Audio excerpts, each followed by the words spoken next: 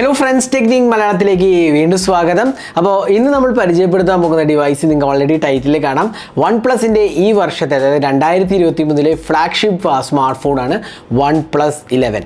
അപ്പോൾ OnePlus 11 എന്ന് പറഞ്ഞത് ഒരു 5G ഡിവൈസാണ്. കഴിഞ്ഞ വർഷം OnePlus 10 Pro ആണ് ഇറക്കിയത്. ഇത്തവണ പ്രോ വേർഷൻ അല്ല, ബേസ് വേർഷനാണ്. ഇത് പ്രോ വേർഷൻ ഇത്തവണ ഇറക്കുന്നുണ്ടോ എന്ന് അറിയില്ല നമുക്ക്, പക്ഷേ ഇപ്പോൾ ഇറക്കുന്നത് OnePlus 11 ആണ്. അപ്പോൾ നമുക്ക് OnePlus അയച്ചെന്ന ബോക്സാണിത്. ഇതുണ്ടല്ലേ, വലിയൊരു ബോക്സാണ് അയച്ചു തന്നിരിക്കുന്നത്. അപ്പോൾ ഇതിനകത്ത് എന്താ നമുക്ക് നോക്കാം. ഇത്തവണയും OnePlusന്റെ സ്മാർട്ട് ഫോണിൽ ഹാസൽബ്ലാഡിൻ്റെ ഒരു പാർട്ട്ണർഷിപ്പ് ഉണ്ട്. അപ്പോൾ അതിനെക്കുറിച്ചൊക്കെ വിശദമായി പറയാം അൺബോക്സ് ചെയ്തിട്ട്. അപ്പോൾ ഈ ബോക്സിൽ എന്താ നമുക്ക് ജസ്റ്റ് ഒന്ന് നോക്കാം. അപ്പോൾ ഇതിനകത്ത് നമുക്ക് കിട്ടുന്നുണ്ടല്ലേ ഒരു OnePlus 11 സ്മാർട്ട് ഫോൺ, അതേപോലെ OnePlus Buds Pro 2, അതായത് OnePlusന്റെ ഒരു പ്രീമിയം ഇയർഫോൺസ് ആണ് ബഡ്സ് പ്രോ. അപ്പോൾ ബഡ്സ് പ്രോ 2021 ഇറങ്ങിയത്. അപ്പോൾ അത് കഴിഞ്ഞിട്ട് ഒരു പുതിയ അതിൻ്റെ ഒരു സെക്കൻഡ് സീരീസ് എന്ന് പറയാൻ വന്നത് OnePlus Buds Pro 2 ആണ്. അത് നമ്മൾ സെപ്പറേറ്റ് ആയി വീഡിയോ ചെയ്യുന്നത്. അപ്പോൾ നമ്മളെ കയ്യിലുള്ളത് OnePlus 11ൻ്റെ ബോക്സ് പാക്കേജിംഗ് ആണ്. ഇത് കണ്ടില്ലേ, ഇതാണ് OnePlus 11ൻ്റെ ബോക്സ് പാക്കേജിങ്. അപ്പോൾ നമുക്കിത് പെട്ടെന്ന് തന്നെ അൺബോക്സ് ചെയ്തിട്ട് ഈ ഫോണിൻ്റെ എല്ലാ വിശേഷങ്ങളും പറയാം. അപ്പോൾ നിങ്ങൾ നല്ല ഒരു ഡിവൈസായിട്ടാണ് എനിക്ക് തോന്നിയത്. ഞാനിപ്പോൾ ഓൾമോസ്റ്റ് 1 വീക്കായി യൂസ് ചെയ്യാൻ തുടങ്ങിയിട്ട്. അപ്പോൾ എൻ്റെ ഒരു എക്സ്പീരിയൻസ് വളരെ നല്ലതാണ്. അപ്പോൾ ഞാൻ ഡീറ്റെയിൽഡായി അൺബോക്സ് ചെയ്യുമ്പോൾ പറയാം. അപ്പോൾ OnePlus 11ൻ്റെ അൺബോക്സിങ്ങിലേക്ക് കിടക്കാം. അതിനു മുമ്പായിട്ട് ഈ ചാനൽ ആദ്യമായിട്ടാണെങ്കിൽ ആ സബ്സ്ക്രൈബ് ബട്ടൺ ഒന്ന് പ്രസ് ചെയ്യുക. അതേപോലെ തന്നെ ബെൽ ഐക്കോൺ ക്ലിക്ക് ചെയ്യുമ്പോൾ നിങ്ങൾക്ക് എല്ലാ വീഡിയോസിൻ്റെയും നോട്ടിഫിക്കേഷൻ കൂടെ ലഭിക്കുന്നതാണ്. അപ്പോൾ നമുക്ക് OnePlus 11 അൺബോക്സിങ് തുടങ്ങാം. അപ്പോൾ നമുക്ക് OnePlus 11ൻ്റെ അൺബോക്സിങ്ങിലേക്ക് കിടക്കാം. ഇതാണ് ബോക്സ് പാക്കേജ്. OnePlus ഇൻറ്റു ഹാസൽബ്ലാഡ് എന്ന് എഴുതിയതാണ്, 11 എഴുതിയത് കാണാം. OnePlus 11ൻ്റെ ബോക്സ് പാക്കേജ് വളരെ ക്ലീൻ ബോക്സാണ്, വേറെ ഒന്നും തന്നെ കൊടുത്തിട്ടില്ല. ഇവിടെ സൈഡിൽ നമുക്ക് OnePlus 11 5G എന്ന് എഴുതിയതാണ്. ബോക്സിൻ്റെ ബാക്കിൽ ഒന്നും തന്നെ ഇല്ല, വളരെ ക്ലീൻ ബോക്സ് പാക്കേജാണ്. OnePlus 11 5G മാത്രമേ എഴുതിയിട്ടുള്ളൂ. അപ്പോൾ നമുക്ക് അൺബോക്സ് ചെയ്യുമ്പോൾ ബാക്കി വിശേഷങ്ങൾ പറയാം. അപ്പോൾ OnePlusൻ്റെ ഈ വർഷത്തെ ഫ്ലാഗ്ഷിപ്പ് ഡിവൈസാണ് OnePlus 11 5G. ഇത്തവണ പ്രോ വേരിയൻ്റ് ഇല്ല. അപ്പോൾ തുറക്കുമ്പോൾ തന്നെ നമുക്ക് നെവർ സെറ്റിൽ എന്ന് പറയുന്ന ഒരു ബോക്സാണ് വരുന്നത്. OnePlusൻ്റെ ഒരു ബ്രാൻഡിങ് ആണ് നെവർ സെറ്റിൽ എന്നുള്ളത്. ഇതിനകത്ത് എന്താ കൊടുത്തിരിക്കുന്നത് നമുക്ക് നോക്കാം. അപ്പോൾ ഇതിനകത്ത് നമുക്ക് കിട്ടുന്നത് ഒരു നല്ല കേസാണ്. കേസിൻ്റെ കൂടെ തന്നെ നമുക്ക് റെഡ് കേബിൾ ക്ലബിൻ്റെ ഒരു കാർഡാണ്. പിന്നെ കുറച്ച് OnePlusൻ്റെ സ്റ്റിക്കേഴ്സാണ്, OnePlus ഫാൻസിന് വേണ്ടിയുള്ള സ്റ്റിക്കേഴ്സാണ്. പിന്നെ ക്വിക്ക് സ്റ്റാർട്ട് ഗൈഡാണ്. ഡീറ്റെയിൽസ് എല്ലാം തന്നെ ഇവിടെ ഉണ്ട്. സേഫ്റ്റി ഗൈഡ് ഉണ്ട്, അതേപോലെ വെൽക്കം ഗൈഡും ഒരു സിം ഇജക്ടർ പിന്നുമാണ്. പിന്നെ നമുക്ക് കിട്ടുന്ന ഒരു കേസാണ്. ഈ കേസ് നല്ലൊരു കേസാണ്, എനിക്ക് വളരെ ഇഷ്ടപ്പെട്ടു. കാരണം സാധാരണ വരുന്ന പോളികാർബണേറ്റ് കേസിനേക്കാളും നല്ലതാണ്. ഒരു നല്ലൊരു ഫിനിഷ് ഉണ്ട്, ആക്ച്വലി കുറച്ചൊരു പ്രീമിയംനെസ് ഉണ്ട്. പ്രൊട്ടക്ഷൻ അത്രയ്ക്കൊന്നുമില്ല, ഒരു ബേസിക് പ്രൊട്ടക്ഷനേ ഉള്ളൂ, എങ്കിലും നല്ല ഒരു കേസായിട്ടാണ് എനിക്ക് തോന്നിയത്. അപ്പോൾ നമുക്കിതൊന്ന് മാറ്റി വയ്ക്കാം. ഇനി ബാക്കി വരുന്നത് ഫോണാണ്. ഫോണൊന്ന് ബൂട്ട് ചെയ്യാം. അപ്പോഴേക്ക് നമുക്ക് അതിന് മുമ്പായിട്ട് ബാക്കി എന്തൊക്കെയാണ് കൂടി നോക്കാം. നമുക്ക് കിട്ടുന്ന ഒരു 100 വാട്ട് അഡാപ്റ്ററാണ്. സൂപ്പർ വൂക്ക് 100 വാട്ട് അഡാപ്റ്ററാണ് വരുന്നത്. OnePlus ക്ലെയിം ചെയ്യുന്ന അറൗണ്ട് 25 മിനിറ്റ്സിൻ്റെ അപ്രോക്സിമേറ്റ്ലി ഫുൾ ചാർജ് ആവുന്നതാണ്. 25 to 30 മിനിറ്റ്സിനകത്ത് ചാർജ് ആവുന്നതാണ്. അപ്പോൾ നല്ലൊരു ഹെവി ചാർജർ കൂടിയാണ്, കാരണം 100 വാട്ടാണ് വരുന്നത്. പിന്നെ നമുക്ക് വരുന്നത് ഒരു കേബിളാണ്, USB Type A to Type C charging കേബിളാണ് കൊടുത്തിരിക്കുന്നത്. അപ്പോൾ ഇത്രയാണ് ബോക്സിനകത്ത് കൊടുത്തിരിക്കുന്നത്. ഇനി നമുക്ക് ഫോൺ ഒന്ന് ബൂട്ട് ചെയ്യാം. അപ്പോൾ ഫോൺ ബൂട്ട് ചെയ്യുമ്പോഴേക്കും നമുക്ക് ഇതിൻ്റെ ഡിസൈൻ ലാംഗ്വേജ് നോക്കാം. അപ്പോൾ OnePlus 11 നമുക്കൊരു സർക്കുലർ ക്യാമറ ലേഔട്ടാണ്. ചെറിയൊരു പ്രൊജക്ഷൻ കാണാം നമുക്കിവിടെ. അപ്പോൾ കഴിഞ്ഞ വർഷം ഒരു സ്ക്വയറിഷ് അല്ലെങ്കിൽ റെക്റ്റാങ്കിൾ ടൈപ്പ് ഓഫ് ക്യാമറ ലേഔട്ടാണ്. ഇത്തവണ അത് കുറച്ചും കൂടി റിഫൈൻ ചെയ്ത് ഒരു സർക്കുലർ ലേഔട്ടാണ് കൊടുത്തിരിക്കുന്നത്. അതിൻ്റെ ഒപ്പം തന്നെ ഇവിടെ നമുക്ക് 2 ഗ്ലോസി സൈഡ്സും ഉണ്ട്.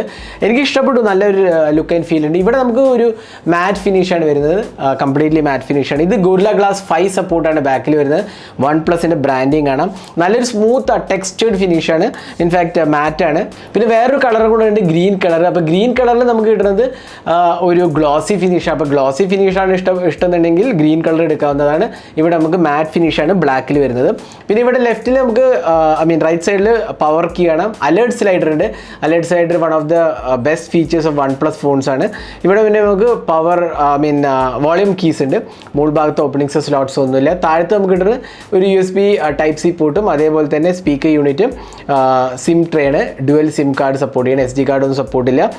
പിന്നെ നമുക്ക് ഡ്യുവൽ സ്റ്റീരിയോ സ്പീക്കേഴ്സാണ് വരുന്നത്. അപ്പോൾ ഇതാണ് ഡിസൈൻ ലാംഗ്വേജ്. പിന്നെ നമുക്ക് ഇതിൻ്റെ ഡിസൈൻ നോക്കുകയാണെങ്കിൽ എനിക്ക് ഇഷ്ടപ്പെട്ടു. 205 grams ആണ് വരുന്നത്. അത്രയ്ക്കൊരു ഹെവി ഡിവൈസ് ഒന്നുമല്ല, നല്ലൊരു ഇൻഹാൻഡ് ഫീൽ നമുക്ക് കിട്ടുന്നുണ്ട് ഡിവൈസിൽ. അതേപോലെ ബാക്കിൽ Gorilla Glass 5 സപ്പോർട്ടാണ്. നല്ലൊരു ഫിനിഷാണ്.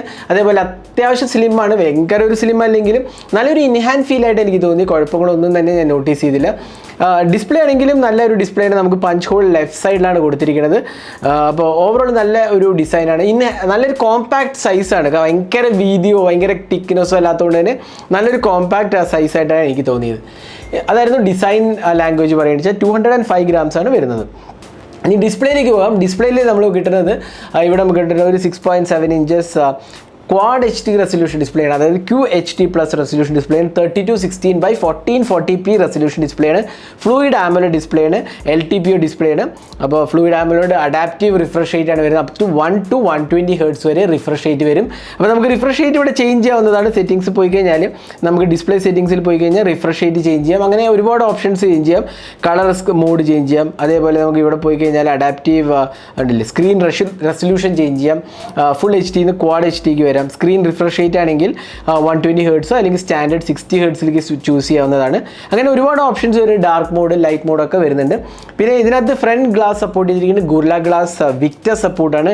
ഡോൾബി വിഷനും HDR10+ സപ്പോർട്ട് ഉണ്ട്. അപ്പോൾ നമുക്ക് OTT പ്ലാറ്റ്ഫോംസിലൊക്കെ വീഡിയോസ് കാണുകയാണെങ്കിൽ വളരെ മനോഹരമായിട്ട് നമുക്ക് കാണാൻ സാധിക്കും. അപ്പോൾ അതാണ് ഡിസ്പ്ലേൻ്റെ കാര്യം പറയുന്നത്. നല്ലൊരു റിഫ്രഷ് റേറ്റും അതേപോലെ നല്ലൊരു എക്സ്പീരിയൻസ് ആണ്.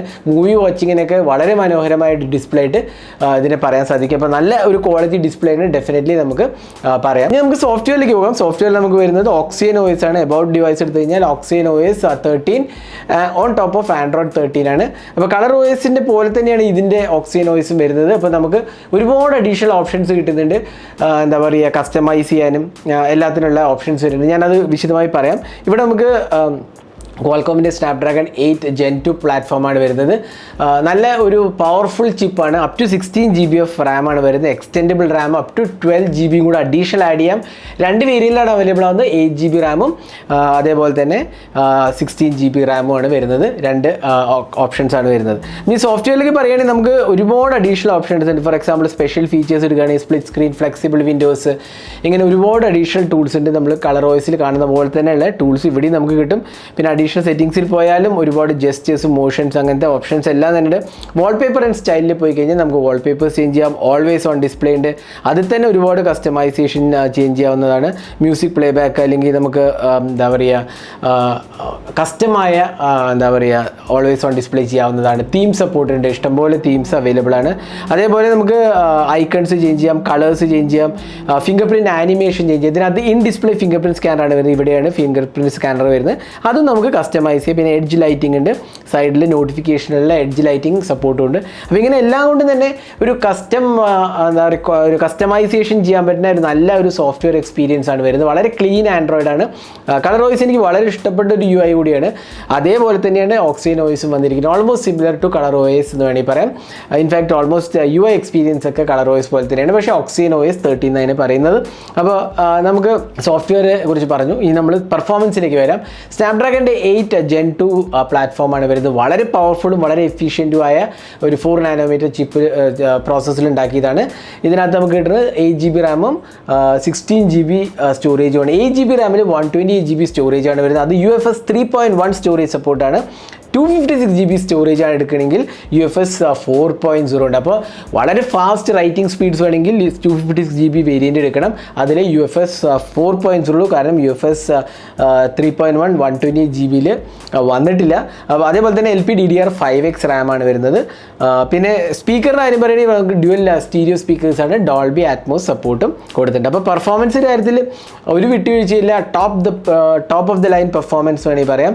വളരെ മനോഹരമായ പെർഫോമൻസ് ആണ്. പ്രത്യേകിച്ച് ഗെയിമിംഗ് ആണെങ്കിലും ബാറ്ററി എഫിഷ്യൻസി ആണെങ്കിലും ഡേ ടു ഡേ ടാസ്ക് ആണെങ്കിലും എല്ലാത്തിലും തന്നെ ഒരു സൂപ്പർ എഫിഷ്യൻറ്റ് പ്രോസസ്സറാണ് ക്വാൾകോമിലെ സ്നാപ്ഡ്രാഗൺ 8 Gen 2 പ്ലാറ്റ്ഫോം.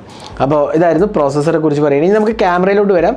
നമുക്ക് ക്യാമറ കിട്ടുന്നത് ഒരു ട്രിപ്പിൾ ക്യാമറ സെറ്റപ്പാണ്. ഇത്തവണ ക്യാമറയിൽ കുറച്ച് ചേഞ്ച് ഉണ്ട്. ഡിഫറെൻറ്റ് ക്യാമറ സെറ്റപ്സ് ആണ്.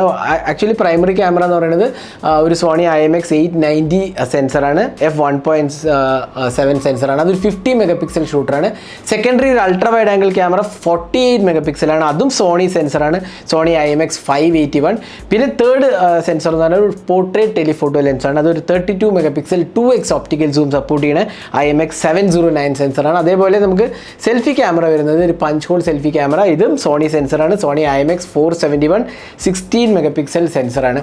ഈ ക്യാമറ UI എടുക്കുകയാണെങ്കിൽ നമുക്ക് വീഡിയോ റെക്കോർഡിങ്ങിലാണ് 4K 60 FPS ഉണ്ട്, 8K 24 FPS ഉണ്ട്, അതും സപ്പോർട്ടഡ് ആണ്. പിന്നെ നൈറ്റ് മോഡ്, പോർട്രേറ്റ് നമുക്ക് 2x ഇതിലാണ് എടുക്കുന്നത്. പിന്നെ നമുക്ക് ഒരുപാട് അഡീഷണൽ ഓപ്ഷൻസ് ഉണ്ട്. Long exposure, dual video mode, expand mode, OnePlusൻ്റെ എന്താണ് ഹാസിൽ ബ്ലാഡ് ആയിട്ട് പാർട്ട്ണർഷിപ്പിൽ ഇറക്കി തരണം, അങ്ങനത്തെ ഓപ്ഷൻസ് എല്ലാം ഉണ്ട്. പിന്നെ നൈറ്റ് മോഡ് ഉണ്ട്. പോർട്രേറ്റിൽ നമുക്ക് കുറച്ചധികം മോഡ്സ് ഇവിടെ ഉണ്ട്, കണ്ടില്ലേ? ഫിൽറ്റേഴ്സിൽ കഴിഞ്ഞാൽ സെറിനിറ്റി, അങ്ങനെ കുറച്ച് ഫിൽറ്റേഴ്സ് ഇൻക്ലൂഡഡ് ആണ്. അത് നമുക്ക് പോർട്രേറ്റ്സ് എടുക്കുമ്പോൾ അത് ഇടാവുന്നതാണ്. അപ്പോൾ ഓവറോൾ നല്ലൊരു എക്സ്പീരിയൻസ് ആയിട്ട് എനിക്ക് തോന്നിയത് ക്യാമറയെ കുറിച്ച് പറയുകയാണെങ്കിൽ. ഇനി നമുക്ക് കുറച്ച് ക്യാമറ സാമ്പിൾസ് വേണം. അപ്പോൾ ഇതെല്ലാം OnePlus 11 എടുത്ത ക്യാമറ സാമ്പിൾസ് ആണ്. എനിക്ക് വളരെ ഇഷ്ടപ്പെട്ടു ഈ ക്യാമറ. ഞാൻ ഓൾമോസ്റ്റ് 1 വീക്കിലേറെ ഈ ക്യാമറ ടെസ്റ്റ് ചെയ്യാൻ തുടങ്ങിയിട്ട് എനിക്ക് വളരെ ഇഷ്ടപ്പെട്ടു. നല്ലൊരു ക്വാളിറ്റി ക്യാമറയാണ് വരുന്നത്. പ്രത്യേകിച്ച് ഡേ ലൈറ്റ് ഷോട്ട്സ് ആണെങ്കിൽ നല്ല ക്ലാരിറ്റി ഉണ്ട്, നല്ല കളർ റീപ്രൊഡക്ഷൻ ആണ്.